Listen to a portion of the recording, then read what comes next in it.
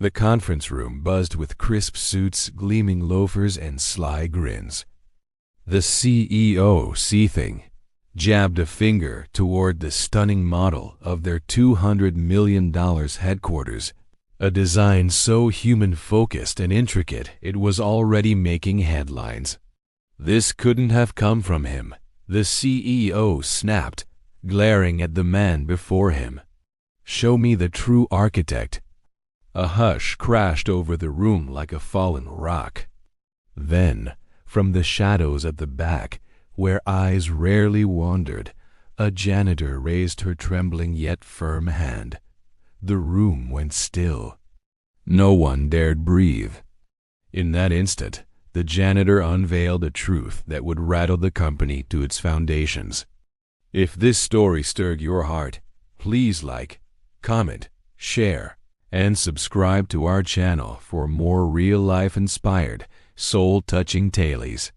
Sofia Martinez had been with Apex Design Studio for 6 years, not as a designer, but as the night janitor.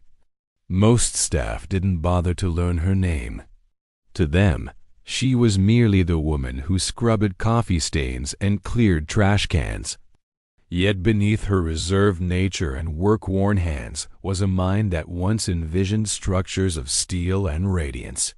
A decade earlier, Sofia had excelled at a top-tier architecture school, but a family illness forced her to abandon her studies to pay for her sister's hospital bills. Dreams were shelved, but never erased. At Apex, she found solace in late-night cleaning. The quiet office let her wander through design studios, gazing at incomplete sketches left on desks. She'd snap photos of drafts, rework them at home, and store her versions in a locked portfolio hidden in her closet. Her hands, rough from cleaning solutions, still crafted visions of towers, bridges, and havens of hope. One evening, while vacuuming near Daniel Cotter's cubicle, a mid-level architect, she spotted his renderings on his monitor. Gorgeous, but imperfect, she thought. Hesitating, she jotted a suggestion on a sticky note and left it unsigned. The next day, her idea had been adopted. It sparked a routine, subtle contributions, small tweaks, anonymous aid. Daniel began to wonder if he had a secret fan or an office phantom. He never suspected the janitor who gave him a timid nod in the elevator was the quiet genius fueling his rising fame. Months rolled by, and Sofia's unseen influence molded entire projects. When Daniel was tasked with creating a concept for the firm's biggest pitch, a new corporate headquarters to shape their legacy, he faltered. He was skilled, but not that skilled. One night, half joking, half desperate, he muttered to the empty corridor, "Whoever you are, help me one more time." Sofia emerged from the shadows. Daniel was floored. "You?" He breathed as Sofia, with hesitation, revealed her charcoal and ink sketches, each stroke pulsing with restrained brilliance. At first, he grappled with shame, shock, and gratitude. But as he pored over her work, awe eclipsed ego. He knew he could never match this.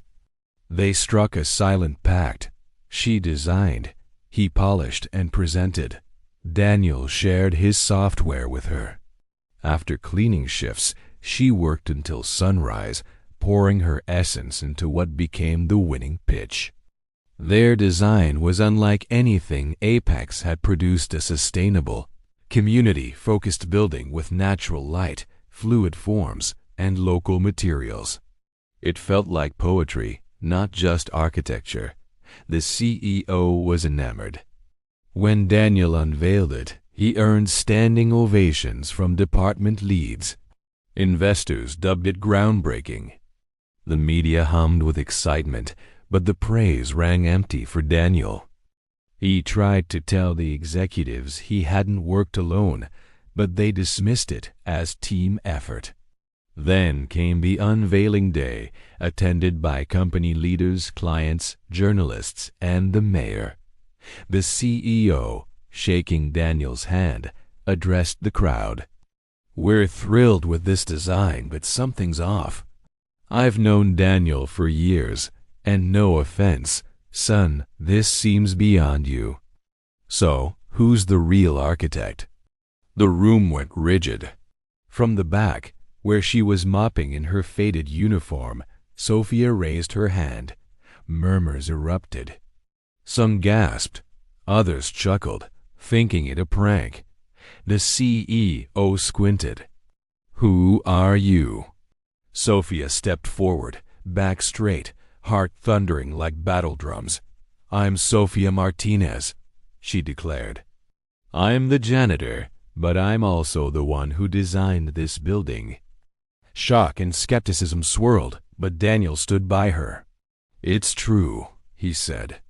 "Everything in that model came from her mind. I just helped translate it into software. She's been creating while we all slept." A heavy silence followed. The CEO demanded to see her work, her sketches, her notebook, her process. Sophia produced her worn portfolio, carried for years, and spread it across the table. The room leaned closer. You could hear a pin drop. These weren't mere drawings. They were narratives in steel, glass, and air. Schools shaped like embracing arms. Homes that captured light perfectly.